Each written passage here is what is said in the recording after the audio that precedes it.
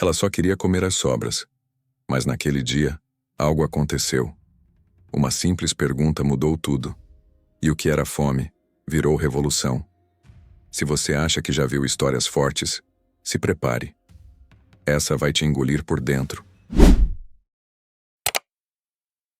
O som das rodas dos carros ecoava pelas calçadas movimentadas da Avenida Brasil.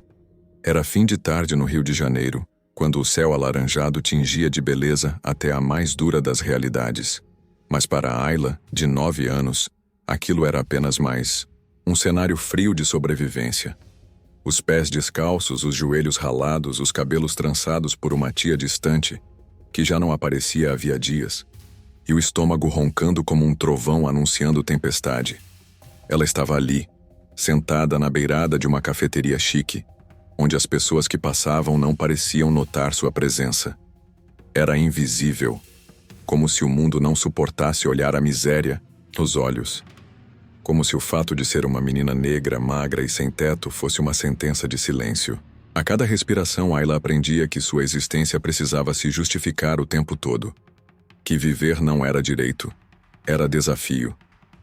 Foi então que ela viu uma mulher elegante sair do restaurante. A mulher usava um vestido branco e leve, com óculos escuros e um celular caríssimo na mão. Atrás dela, o garçom trazia uma sacola com o que pareciam ser restos de comida que ela havia pedido para embalar. Provavelmente porque odiava desperdiçar, ou talvez porque planejava dar para seu cachorro. Ayla respirou fundo, o coração acelerado. A vergonha queimava, mas a fome queimava mais. Ela se aproximou, devagar, sem saber exatamente como falar. A mulher virou o rosto e, por um segundo, seus olhos se cruzaram. Um universo de distância entre elas, e ainda assim, algo naquele olhar fez a milionária parar.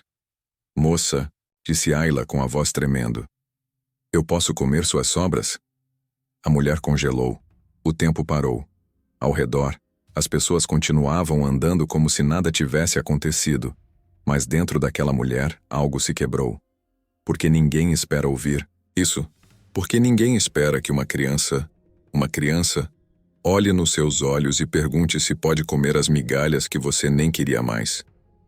A pergunta de Ayla perfurou o orgulho, a vaidade e até o suposto altruísmo que ela achava que tinha.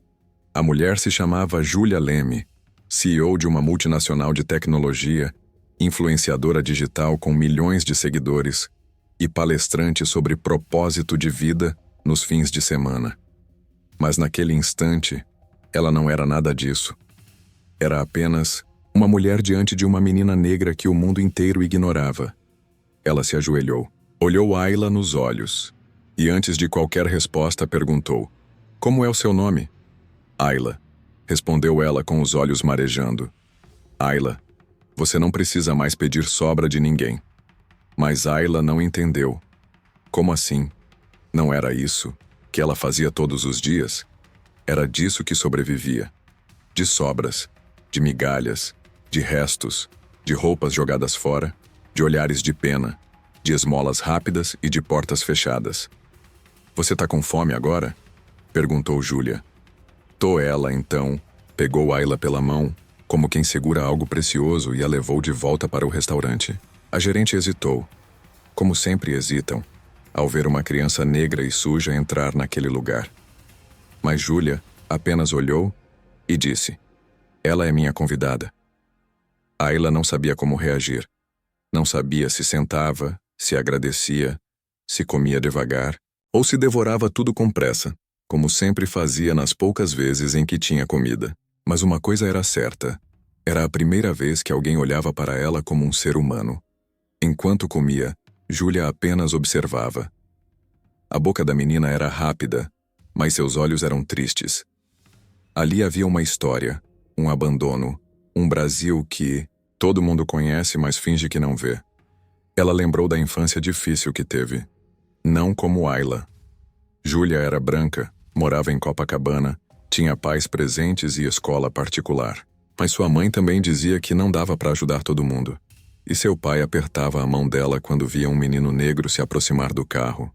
Cresceu ouvindo piadas racistas disfarçadas de humor e dizendo: "Isso é exagero", quando alguém falava de racismo estrutural.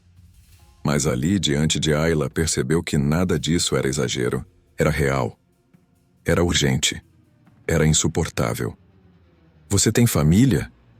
perguntou, quebrando o silêncio. "Minha mãe sumiu.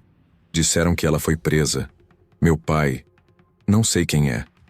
Eu morava com uma tia, mas ela brigou com um homem e saiu de casa. Nunca mais voltou." "E você dorme onde?" "Perto do viaduto, com uns meninos."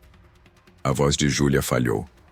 Ela era rica, tinha tudo, mas nunca precisou de coragem para sobreviver um único dia. Nunca teve que pedir comida. Nunca foi ignorada pela cor da pele. E Ayla era apenas uma entre milhares.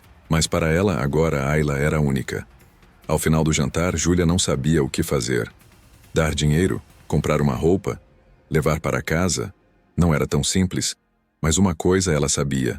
Não podia virar as costas. Ela tirou o celular da bolsa. Ligou para alguém de confiança, pediu ajuda. Explicou a situação. Enquanto isso, Ayla cochilava na cadeira com o estômago cheio, pela primeira vez em dias. Parecia em paz. E foi ali que tudo começou a mudar. Porque às vezes, tudo que uma vida precisa é de um olhar que enxergue. Uma escuta verdadeira. E uma decisão corajosa de não continuar fingindo que a dor do outro não é também responsabilidade nossa. Se essa história tocou seu coração, compartilhe. Às vezes, alguém próximo de você está sendo ignorado. E tudo pode começar com um simples olhar. Inscreva-se no canal para acompanhar as próximas partes dessa história emocionante. Comente abaixo. Eu escolho enxergar. A noite caiu sobre o rio como um cobertor pesado e úmido. Para uns era hora de descanso. Para outros, como Ayla, era mais um turno de sobrevivência. Mas aquela noite era diferente. Ayla dormia no banco de trás de um carro preto confortável, sob o ar-condicionado suave e o som de uma música instrumental que ela nunca tinha ouvido antes. Júlia dirigia em silêncio, o rosto sério, o coração acelerado. Ela não sabia exatamente o que estava fazendo, mas sabia por instinto que era certo. Não era caridade, era justiça, era reparação, era humanidade. Ligou para uma amiga da infância, Mariana, que hoje trabalhava em um abrigo responsável, com ações sérias voltadas à reinserção de crianças em vulnerabilidade. Pediu ajuda. Explicou a situação. E fez questão de dizer: "Não quero que ela vá para um lugar qualquer. Quero saber onde ela está. Quero visitar, acompanhar. E se for possível, quero ficar com ela." Do outro lado da linha, a amiga hesitou. O sistema não é simples, não é limpo e não é rápido, mas era uma boa notícia. Ayla agora tinha alguém. Ao chegar no abrigo, Ayla acordou assustada. "Aqui é um orfanato?" perguntou. "É um abrigo temporário. Só até a gente conseguir um lugar melhor para você." Júlia disse suavemente. Ayla olhou nos olhos dela e, com uma maturidade que doía, perguntou: "Você vai me devolver depois?" Aquela frase atravessou Júlia como um punhal. Quantas vezes Ayla já havia sido ajudada e depois largada? Quantas promessas vazias? Quantos "amanhã eu volto" que nunca voltaram? "Eu não vou te devolver, vou te proteger", respondeu com firmeza. Mas Ayla não respondeu. Apenas olhou, como quem quer acreditar, mas não sabe se pode. O medo de se apegar era maior do que a vontade de confiar. Os dias passaram. Júlia manteve contato com o abrigo, levou roupas, livros, brinquedos. Mas não qualquer coisa. Ela fazia questão de perguntar o que Ayla gostava, o que ela sonhava, o que a fazia sorrir. Porque não queria tratá-la como um projeto de salvação, queria amá-la como uma pessoa. Certa tarde levou Ayla para conhecer sua casa. Um apartamento de cobertura, com vista para o mar. Coisas que Ayla só via pela TV nas vitrines das lojas. Ficou paralisada. Tocava os móveis como se fossem de mentira. "Tudo isso é seu?" "É, mas hoje é seu também." Ayla sorriu. Pela primeira vez, um sorriso inteiro, sem medo. E logo depois, correu para a varanda, abriu os braços e gritou para o céu: "Olha, mãe, Eu tô aqui em cima. Júlia segurou as lágrimas. Aquilo não era sobre caridade. Era sobre vida. Sobre devolver àquela criança o direito de existir com dignidade. Sobre não permitir que a sociedade fizesse dela apenas mais um número na estatística de crianças negras desaparecidas. Os dias foram passando. Júlia começou a estudar sobre racismo estrutural. Leu, ouviu, conversou com especialistas. Percebeu que sua ignorância era parte do problema, que sua bolha branca de privilégios sempre mascarou a realidade. Ela entendeu que não bastava amar Ayla. Era preciso lutar por ela, por todas. Participou de rodas de conversa, conheceu mães negras, ouviu histórias de violência, abandono, negligência médica, exclusão escolar, hipersexualização precoce. E cada história a fazia ver que Ayla não era exceção. Era o reflexo de uma dor coletiva. Em uma dessas rodas, uma mulher disse algo que Júlia nunca esqueceu. Não basta salvar uma criança. É preciso mudar o sistema que tenta matá-la todos os dias. E ela anotou aquela frase. Como uma missão. Enquanto isso, Ayla florescia. Na escola nova ficou quieta nos primeiros dias. Tímida, desconfiada. Mas aos poucos, mostrou que sabia ler, melhor do que muitos colegas. Era inteligente, curiosa e sensível. A professora chamou Júlia e disse: ela tem potencial, muito, só precisa de tempo, afeto e alguém que diga que ela pode. Júlia sorriu e pensou em todas as vezes que teve gente ao redor dizendo: você consegue. Ayla nunca teve isso. Cresceu ouvindo cala a boca, fica quieta, não é hora agora, isso não é para você. Agora era hora de reverter tudo. Certa noite, Ayla sentou no sofá com Júlia. Estava com um caderno nas mãos, desenhando. De repente, perguntou: se eu crescer e ficar rica igual a você, eu posso ajudar outra menina igual a mim? Pode e deve, respondeu. E se eu não ficar rica? Aí você ajuda com o coração, porque o que muda o mundo não é dinheiro, é atitude. Ayla sorriu e escreveu algo no caderno. Júlia olhou de canto e leu: quero ser gente que não devolve ninguém. Ela entendeu. Ayla estava aprendendo, aos poucos, que seu lugar no mundo não era à margem. Não era no viaduto, era no centro da vida, onde o amor é escolha e a justiça é coragem. Compartilhe essa história se você acredita que uma atitude pode salvar vidas. Comente abaixo. Eu escolho não devolver ninguém. Inscreva-se no canal para continuar acompanhando essa transformação real e poderosa. Ainda vem muito mais pela frente. Amanhã nasceu lenta, como se o céu estivesse refletindo o peso do que estava por vir. Já fazia algumas semanas desde que Ayla havia entrado na vida de Júlia, e tudo parecia um milagre. Ela já dormia sem medo, comia o que queria, ria com liberdade, desenhava sonhos com canetinhas coloridas e dizia com orgulho o nome da sua nova escola. Mas nem tudo no mundo havia mudado, e Ayla seria lembrada disso da pior forma possível. Foi em um sábado ensolarado que Júlia decidiu levá-la para um café no shopping. Era um programa simples como qualquer outro. Para Júlia era um momento comum. Para Ayla era o primeiro sorvete comprado sem precisar pedir. Era a primeira vez que entrava em uma loja sem ser seguida por olhares desconfiados. Ou pelo menos, era o que ela achava. Elas estavam rindo, olhando os sabores. Júlia tirou o cartão da bolsa e pediu 2 gelatos grandes.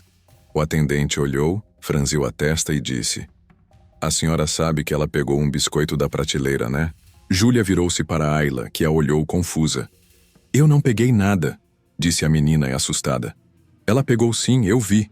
Essas crianças fazem isso o tempo todo. Melhor a senhora olhar bem com quem anda. O mundo parou. Ayla tremia. Júlia, com o sangue fervendo, respondeu: você está insinuando que minha filha roubou? Sua filha? O atendente riu com ironia. Ah, desculpa. Achei que fosse só... Enfim. O silêncio gritou mais alto que qualquer palavra. Júlia segurou. Ayla pela mão pagou os gelatos, olhou nos olhos do atendente e disse: não é só racismo, é burrice. E você deveria sentir vergonha de acusar uma criança sem provas. Ela não pegou nada. Mas mesmo que tivesse tocado num biscoito, sabe o que eu faria? Compraria. Porque eu não me assusto com gente preta com fome. O homem engoliu, em seco. Mas o estrago já estava feito. Do lado de fora, Ayla não disse nada por minutos. Apenas andava em silêncio, o sorvete derretendo na mão. Até que parou e perguntou: "Você sabia que eu tinha cor?" Júlia parou, engoliu a culpa que subia. Pela garganta, sabia, claro que sabia. "Então por que me trouxe aqui?" A pergunta era um grito. Não contra Júlia, mas contra o mundo. Contra o sistema que ainda não entendia que corpos negros são vistos com ameaça desde o nascimento. Que crianças negras são adultizadas, criminalizadas. Que meninas negras, com sorvete na mão, ainda são tratadas como suspeitas. "Porque eu quero que você ocupe todos os lugares que o mundo disse que você não pode", respondeu Júlia com lágrimas nos olhos. "Mesmo que doa, mesmo que machuque, você não vai se esconder." Naquela noite, Júlia escreveu um texto e publicou em suas redes. Falou da violência velada que sua filha havia sofrido. Expôs o nome da loja, marcou o perfil, pediu respeito e pela primeira vez recebeu uma chuva de comentários mistos. Alguns aplaudiam, outros perguntavam se era mesmo necessário expor a empresa. Mas o que mais doeu foram os comentários racistas, disfarçados de preocupação. "Cuidado para não se apegar demais. Você sabe como são essas crianças. Tá fazendo isso por marketing, né? Vai ver, ela roubou mesmo e você tá cega." E Júlia respondeu apenas uma vez com uma frase: "Cega estava antes. Agora eu enxergo." Ela entendeu que sua luta não era só para acolher Ayla.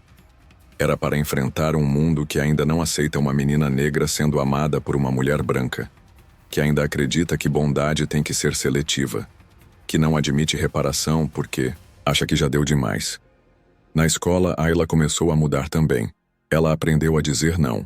A dizer isso é racismo quando alguém mexia em seu cabelo sem permissão. Quando alguém dizia que ela parecia com a mulher da limpeza. Ou quando a professora pedia para ela repetir mais alto porque gente da sua cor fala muito baixo. Ela aprendeu que sua existência era resistência. E aprendeu isso com uma mulher branca que teve a coragem de escutar. Mas os pesadelos voltaram. Numa madrugada, Ayla gritou no quarto. Chorava, assustada. Júlia correu, acendeu a luz. "Foi só um sonho, meu amor. Tô aqui." Ele voltou. "Quem?" "O homem do viaduto. Aquele que dizia que eu era lixo, que ninguém me queria. Ele aparecia nos meus sonhos e falava que você ia me devolver também."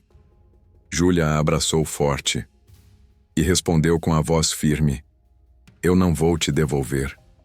Nunca. Nem se o mundo inteiro mandar. Você é minha." E ali, no colo da nova mãe, Ayla chorou. Tudo que segurou por anos.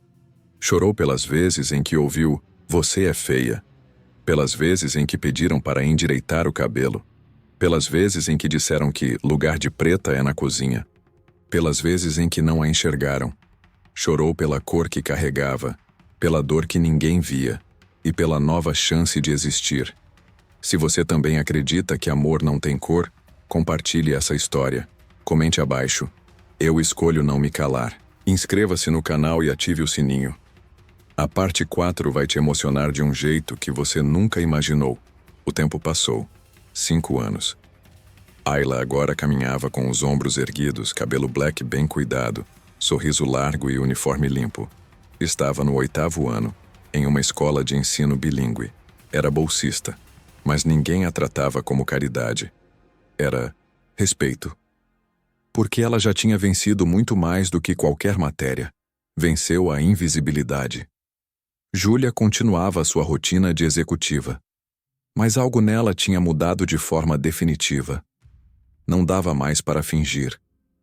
Não dava mais para apenas falar sobre justiça em painéis de negócios enquanto o mundo do lado de fora matava crianças pretas de fome, de tiro ou de esquecimento. Ayla mudou sua casa. Mudou seu vocabulário.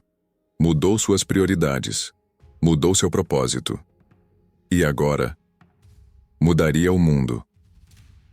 A menina que antes pedia restos agora era chamada para falar em eventos sobre inclusão, dignidade e infância. Com apenas 14 anos, subiu ao palco de um congresso para contar sua história. Eu sou Ayla Pausa. Mas eu poderia ser muitas outras. A diferença entre mim e elas foi que um dia, alguém olhou para mim e não viu lixo. Viu gente, viu vida, viu o futuro. Todos silenciaram. Quando eu pedi para comer as sobras daquela mulher rica, eu não estava pedindo só comida. Eu estava pedindo para existir, para ser vista, para não ser descartada como o pão do dia anterior. Silêncio. E hoje, eu tô aqui para dizer que ninguém, absolutamente ninguém é sobra. Deus não cria sobras. O mundo sim. Mas Deus é o único que ainda faz banquetes com o que o mundo despreza. A plateia aplaudiu de pé, e naquele auditório havia algo mais que emoção. Havia vergonha, um incômodo honesto, porque Ayla, com a força da verdade, estava expondo o que muitos fingiam não ver. Após o evento, uma repórter se aproximou. Ayla, qual o seu maior sonho agora? Ela pensou. Olhou para Júlia, que a esperava de longe, sorrindo com orgulho. Criar um espaço para meninas como eu. Um lugar seguro, onde nenhuma criança precise pedir sobras. Onde a gente possa comer da vida inteira. Um ano depois, o Instituto Ayla foi fundado. Com apoio de Júlia e doações anônimas, virou um centro de acolhimento, reforço escolar, alimentação digna, apoio psicológico, acesso à arte, dança e cultura afro-brasileira. Mas, acima de tudo, era um lugar onde crianças negras aprendiam, desde cedo, que não eram de menos, que não estavam ali apesar de, estavam ali por direito. O Instituto foi crescendo, primeiro no Rio, depois em Salvador, depois em Recife, porque dor tem CEP, mas coragem tem asas. Certa noite, Ayla sentou na varanda com Júlia. Agora com 16 anos, os pés cruzados sobre o sofá, estavam olhando o céu.